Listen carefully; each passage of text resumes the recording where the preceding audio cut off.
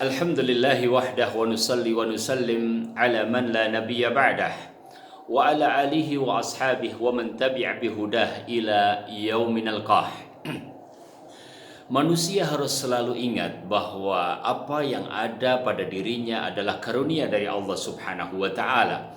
Bahkan seluruh alam ini diciptakan oleh Allah Subhanahu wa taala, juga diantaranya adalah untuk dimanfaatkan olehnya. Dia akan menjalani kehidupan, kemudian dia akan berada di dalam kubur, kemudian dia akan dibangkitkan, kemudian dia akan ditanya tentang nikmat-nikmat Allah Subhanahu wa taala. Marilah kita bersama-sama mendengar ayat-ayat Allah Subhanahu wa taala mengingatkan kita akan hal itu. Allah taala berfirman di dalam surat Al-Adiyat, wal 'adiyati dhabha فالموريات قدحا فالمغيرات صبحا فأثرن به نقعا فوسطن به جمعا.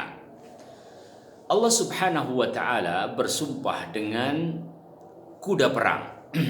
Dan apa hubungan kuda perang itu dengan keharusan kita untuk mengingat nikmat Allah Subhanahu wa taala?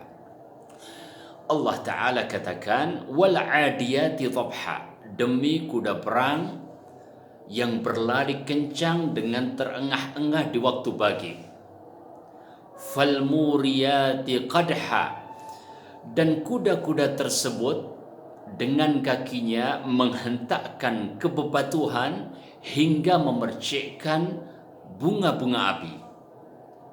Falmuriyati qadha falmughirati subha, demi kuda-kuda perang yang maju ke medan laga untuk berperang di waktu fajar, di waktu subuh. Fa'atharna bihi naq'a, kemudian menerbangkan debu-debu di medan perang tersebut.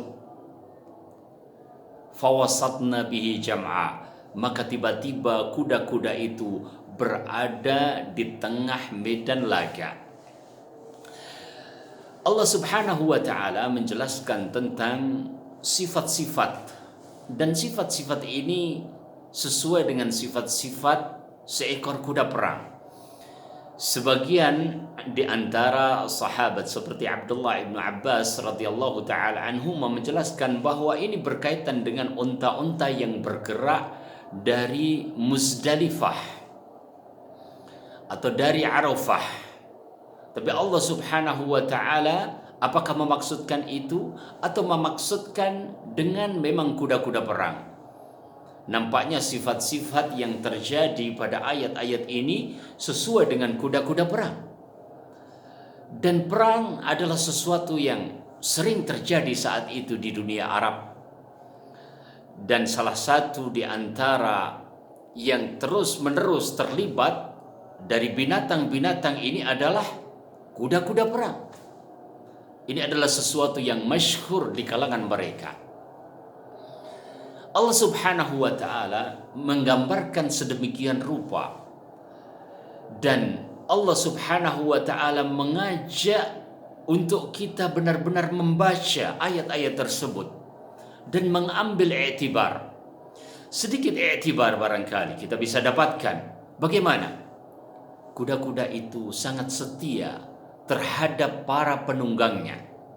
Ia tidak peduli begitu keras berkecamuknya perang, mungkin berceceran darah, mungkin senjata-senjata yang terdengar bising, mungkin porak-poranda yang sedemikian rupa, debu pun berterbangan, orang berlarian, pertemuan antara satu senjata dengan senjata yang lain yang begitu hebat.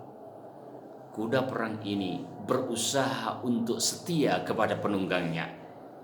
Ia akan berlari sebagaimana dikehendaki oleh penunggangnya.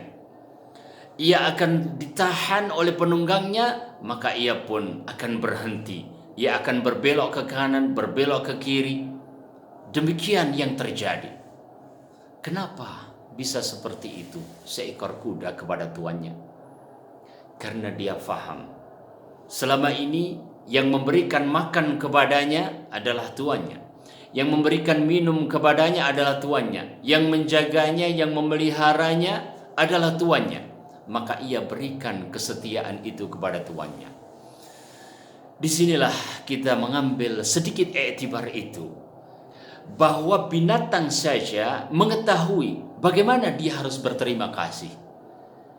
Bagaimana kita dengan manusia? Dari mana yang ada di dalam tubuh kita? Bagaimana kita tercipta?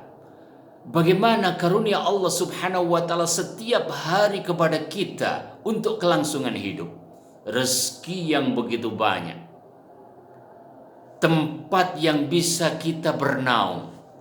Pakaian yang melindungi badan kita. Semuanya adalah pemberian Allah Subhanahu wa taala. Fabi ayyi ala'i rabbikuma tukadziban. Maka dengan nikmat Rabbmu yang manakah, wahai manusia, wahai jin, kalian akan dustakan? Segalanya dari Allah Subhanahu wa ta'ala. Maka mestinya kita faham kepada siapa kita bersyukur. Kita bersyukur kepada Allah Subhanahu wa ta'ala. Dialah Ar-Razzaq, dialah Al-Muhyi, dialah Al-Mumit, dialah yang memberikan kepada kita segala karunia ini. Hingga Allah Subhanahu wa ta'ala memberikan kepada kita seluruh sebab-sebab itu. Apakah kita berfikir?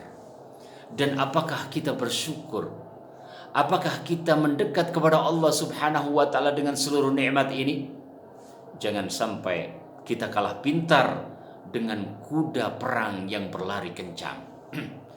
Jangan sampai kita justru lebih rendah dari apa yang seharusnya minimalnya dilakukan, seperti bagaimana hewan itu memperlakukan tuan-tuannya, yaitu dalam konteks syukur, dalam konteks mengetahui bagaimana mensyukuri nikmat-nikmat Allah Subhanahu wa ta'ala. Fawasatna bihi jam'a. Demikian Allah Subhanahu wa ta'ala kemudian berpindah menggambarkan tentang manusia. Innal insana lirabbihi lakanud. Sesungguhnya manusia itu benar-benar ingkar terhadap Rabbnya. Ingkar terhadap nikmat Allah Subhanahu wa ta'ala. Jika kita bandingkan amalan-amalan saleh yang kita lakukan dengan nikmat Allah Subhanahu wa ta'ala yang diberikan kepada kita, apakah sudah sebanding? Nanti ada 3 diwan yang akan dihadapkan kepada manusia. Diwan atau catatan yang pertama adalah berisi tentang nikmat-nikmat Allah Subhanahu wa ta'ala. Diwan yang kedua adalah diwan yang berisi tentang catatan amalan-amalan saleh. Diwan yang ketiga adalah diwan yang berisi tentang perbuatan kesalahan, kekeliruan, kemaksiatan, dosa, dan pelanggaran-pelanggaran terhadap syariat Allah Subhanahu wa ta'ala. Apakah nikmat dan karunia Allah Subhanahu wa ta'ala yang begitu besar sebanding dengan amalan-amalan saleh? Atau wal'iyadzubillah, justru perbuatan-perbuatan manusia yang menggambarkan tentang keingkarannya kepada nikmat Allah Ta'ala lebih besar, wal'iyadzubillah. Kalau kita merujuk kepada tafsir Ibnu Katsir, kita akan dapatkan 3 diwan ini penjelasannya. Berarti seperti yang dikatakan oleh para ulama, sebaiknya manusia itu sebelum melakukan sesuatu hendaknya 2 pertanyaan diajukan kepada dirinya, yaitu pertanyaan 5 dan pertanyaan kaifa. 5 adalah untuk apa kita melakukan? Apakah kita melakukannya untuk keikhlasan kepada Allah Subhanahu wa ta'ala? Dan kaifa adalah bagaimana kita melakukan. Apakah yang kita lakukan sesuai dengan tuntunan Rasul Sallallahu Alaihi Wasallam untuk menjadi syarat amal saleh? Karena tidak disebut amal saleh kecuali 5 keikhlasan tadi yakni 5 adalah untuk apa? Maksudnya adalah pertanyaan tentang keikhlasan kepada Allah Subhanahu wa taala, dan yang kedua adalah pertanyaan tentang mutaba'ah. Apabila dua-duanya terjawab dengan baik, maka disitulah amal itu menjadi amalan soleh. Faman kana yarju liqa'a rabbih falyamal amalan salihan wala yusyrik biibadati rabbih ahada. Di akhir surat Al-Kahfi kita ditanya, apakah kita termasuk di dalamnya? Barang siapa yang menginginkan pertemuan dengan Allah Subhanahu wa taala, pertemuan yang baik, maka hendaklah dia falyamal amalan salihah, beramal amalan yang saleh, yang sesuai dengan syariat. Wala yusyrik biibadati rabbih ahada, dan tidak mensekutukan Allah di dalam peribadatan kepadanya. Innal insana li rabbih lakanud wa innahu ala dzalika lasyahid. Dan manusia bersaksi bahwa dirinya itu banyak ingkar, baik ketika di dunia sejenak ketika ia berpikir ia akan dapatkan betapa dia telah melakukan banyak sekali kekurangan dalam rangka mensyukuri nikmat Allah Subhanahu wa taala. Apalagi di akhirat, pasti dia mengakui tidak satu catatan amal pun melainkan Allah Subhanahu wa taala akan pertanyakan kepada kita, dan tidak satu pun kita bisa mengingkari nikmat-nikmat Allah Subhanahu wa taala. Semua tercatat dengan baik, dan kita diberikan kemampuan untuk mengklarifikasi itu, dan tidak satu pun kita bisa tolak, karena Allah Subhanahu wa taala persis memberikan catatan seperti yang terjadi pada seorang manusia tatkala dia berada di dunia.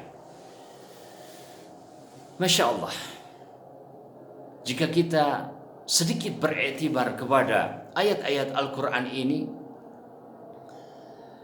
dan kita mencoba muhasabah sekarang, betapa banyak lalai kita itu memang. Rasul Shallallahu Alaihi Wasallam sendiri mengatakan tentang kenyataan dan fakta itu, ni'matani maghbunun fihima katsirun minan nas, as-sihhatu wal faragh. Kita ini banyak lalai dengan kesehatan kita, banyak lalai dengan waktu luang kita. Allah Subhanahu wa taala mengingatkan kita setiap waktu, 5 waktu di dalam satu hari untuk sholat, dan menjadikan amalan-amalan soleh itu bisa kita penuhi hari itu dengan amalan-amalan tersebut. Tapi berapa persen dari waktu itu yang kita gunakan untuk ibadah kepada Allah? Baik ibadah dalam maknanya yang khusus ataupun ibadah dalam maknanya yang luas. Kadang-kadang kita berbuat saja tanpa kita ucapkan bismillah, karena itu perbuatan baik, tanpa kita iringi dengan niat ikhlas kepada Allah Subhanahu wa taala akan menjadi amal saleh, tanpa kita bertanya apakah ini sesuai dengan petunjuk Rasul sallallahu alaihi wasallam apa tidak, apakah termasuk bagian dari syukur kepada Allah Subhanahu wa taala atau tidak. Kita banyak lalai. Wa innahu ala dzalika lasyahid. Wa innahu lihubbil khairi lasyadid. Dan bahwasanya manusia itu sangat cinta kepada al-khair. Al-khair itu yang dimaksudkan di sini adalah al-mal, yaitu harta benda. Kita suka kepada kecukupan, Dan manusia mempunyai sifat yang manusiawi untuk mencintai harta benda. Kecintaan yang apabila tidak dibatasi akan menjadi cinta buta. Kalau sudah menjadi cinta buta terhadap harta, maka ini berbahaya. Di dalam Sahih Al-Bukhari, Rasulullah sallallahu alaihi wasallam mengingatkan, ta'isa abdud dinar, ta'isa abdud dirham, abdul khamisah, idza u'tiya radhiya idza u'tiya radiya wa idza muni'a sakhita ta'isa wantakasa. Kata Nabi sallallahu alaihi wasallam, celaka para hamba dinar, hamba dirham, hamba sutra, hal-hal yang merupakan kemewahan. Ya. Apabila diberi, dia ridha. Apabila dapat nikmat yang banyak, yang melimpah, dia ridha. Apabila tertahan, dia murka. Ta'isa wantakasa, celaka dan akan terjungkir. Hati-hati. Ya. Itu boleh ada di dalam tangan kita, tapi jangan sampai ada di dalam hati kita. Itu boleh ada di dalam kekuasaan kita, tetapi jangan menguasai kita. Boleh kita berada di dalam kecintaan, tetapi kecintaan yang harus syar'i. Bagaimana kita menempatkannya? Bagaimana kita menggunakannya? Bagaimana kita mengetahui hak-haknya? Hak Allah, hak hamba? Kita memohon kepada Allah Subhanahu wa ta'ala agar kita berada di dalam koridor itu. Kalau tidak, bisa-bisa celaka kita. Ya. Dan itu tidak kita inginkan. Ya. Seberapa yang akan kita bawa ke dalam kubur, dan banyak yang harus kita pertanggungjawabkan. Semoga Allah Subhanahu wa ta'ala banyak mengampuni kita, memberikan ampunan kepada kita, kesalahan-kesalahan kita. Afala ya'lamu idza bu'thira ma fil kubur. Apakah dia tidak tahu kalau kelak dia dibangkitkan dari kubur? Semua akan dibangkitkan oleh Allah Subhanahu wa ta'ala, berkumpul di padang mahsyar.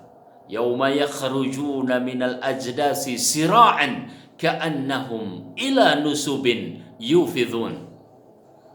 Keluar dari kubur dengan cepat-cepat, seperti mereka itu menuju satu bendera tanda, mereka berkumpul di situ. Ya. Dan di situ yaumul hisab. Semoga Allah Subhanahu wa ta'ala melindungi kita. Allah ringankan hisab kita. Allah ampuni kesalahan kita.